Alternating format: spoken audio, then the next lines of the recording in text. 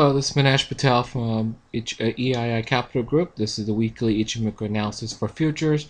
We're going to try to cover all the futures today as we normally do, from corn, wheat, gold, future, silver, oil, gas, U.S. Treasury bonds, and so forth. Okay, there's a huge list, so we're going to go for this really fast. Okay, normal disclaimers here. This is for educational use only. All charts are in Thinkorswim or TradeStation, and the music is Guitar. Okay, here are my contact details. I'll show you this again at the very end, but you can contact us here, and you could go to EII Capital for any of your Ichimoku resources. Okay, so let's go straight and go to our heat map. Heat map is basically our Ichimoku rating system right here, and what we're looking for is 5 and above for bullish and -5 and below for bearish. Okay, and we got two time frames here, so we look at both the time frames being the same way for trending opportunities, and if you're looking for counter trend, you're looking for discrepancies. Okay, so if you look at wheat, you could see that wheat's been very bullish. Now look what's happening daily, it's gotten weak. So okay, so there's counter trend opportunities there. Soybeans are very strong still. Corn is still very strong. Sugar is weak, but you notice it was weak last week. Now look what's happening in the weekly. It's starting to get stronger again. Okay, and the daily basically has gone bullish again. So seems like it had a pullback, and now it's continuing to move forward. Okay, coffee. You can look at the discrepancies there. Seems like maybe the daily is getting weak or getting stronger. We gotta look at the chart and see if it's the daily is influencing the weekly or weekly is influencing the daily. We're not sure yet. Oats are still very bullish. Gold is still very bullish. In fact, gold's at 1,300. Wow, a lot of people didn't predict that, but guess what? It's here. Silver, very strong. Platinum, still weak. Conflict, but it looks like it's getting stronger. Look at crude oil. Bearish, but it looks like it got weak on the daily, so it looks like a pullback's on the way as far as daily is concerned. Natural gas is still bearish, and natural gas is still bearish. Okay, so let's go look at the charts, because that's where we have the most fun, and let's just cycle through them. Okay, I'm using Thinkorswim here because it's easiest, and let's start from the top and let's just go straight down. Let's look at cocoa futures. Look at cocoa futures on the weekly time frame. As you can tell from the weekly time frame, it's bearish, so a pullback is on the way as far as weekly is concerned. And if you look at daily, you could see that it is on the pullback, it's on the way. Okay, so definitely we'll look at bearish opportunities for a trend continuation till it at least breaks this 2907. Okay, light sweet crude oil, let's go there. Let's look at the weekly time frame. Look at what's happening, just consolidating, nothing there at all. Okay, so really it's just sitting there consolidating, and then you notice the consolidation pattern is getting tighter and tighter. This thing looks like it's going to break one way or another. My guess is that since it's been above this Kumo cloud for a while, it's going to probably try to get closer to here, anywhere here in the next couple of weeks, and I think it's going to break down. So I really think crude oil is going to go down, but we'll have to see what happens, because we're not going to guess. We're going to wait and trade. Look at cotton, everyone. Have you seen cotton? It's still going very strong.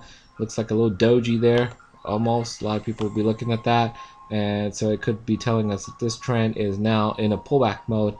And you could see that it got to the Tinkinson, bounced off that, so this is still very strong, because it has yet to come down to the Cadenson.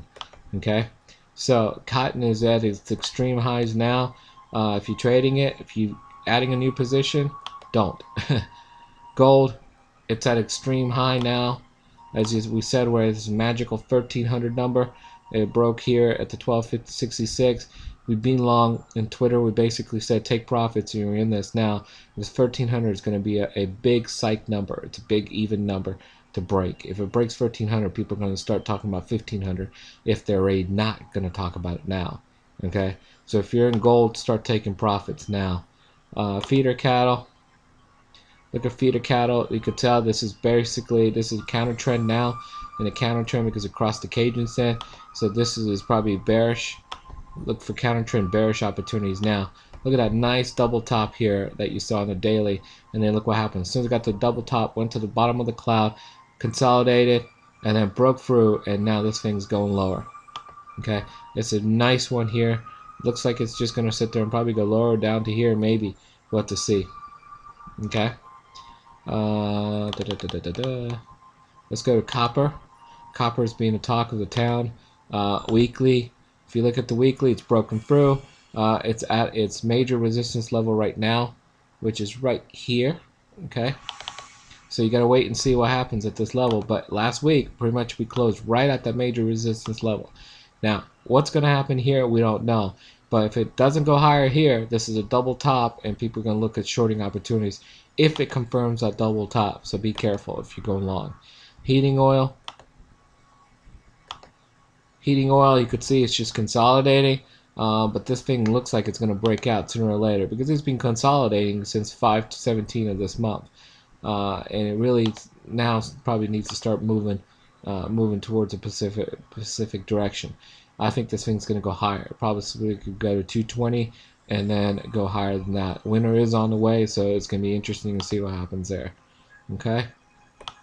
We're scrolling through this because we've got limited time. Lumber's been a great opportunity for a lot of people. Look at what happened in lumber. It's a counter trend opportunity on the weekly, and we're kind of waiting for it to kind of get to the cadence in there or here, this flat part right there.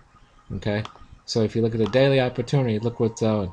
Broke out of the cloud, came back, pulled back to the cadence in, holding the cadence in, and now looks like it wants to get to this level there. Okay, so it's a counter trend as far as the weekly is concerned, but bullish as far as the daily is concerned. Natural gas, we said according to the heat map, it's bearish, and you could see that it is bearish. In fact, it's at the bottom of its range right now, and it could sit there and break lower. We're not sure. Chicago's in the cloud, so this pretty much tells us that this thing's going to consolidate for a while if it doesn't break down.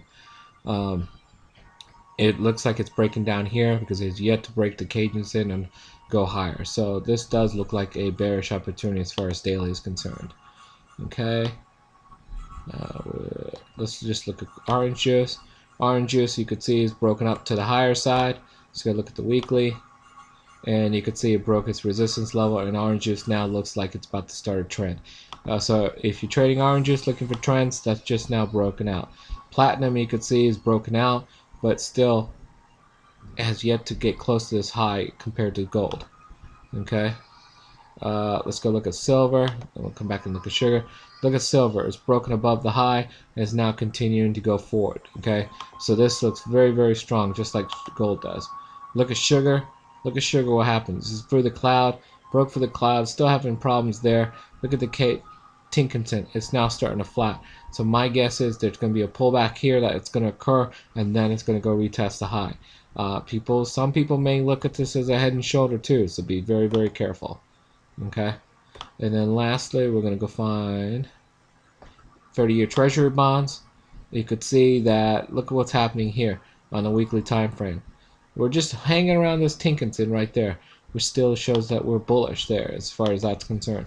If you look at the daily time frame, we have still yet to go below the cloud, so we're still bullish as far as U.S. treasury bonds are concerned.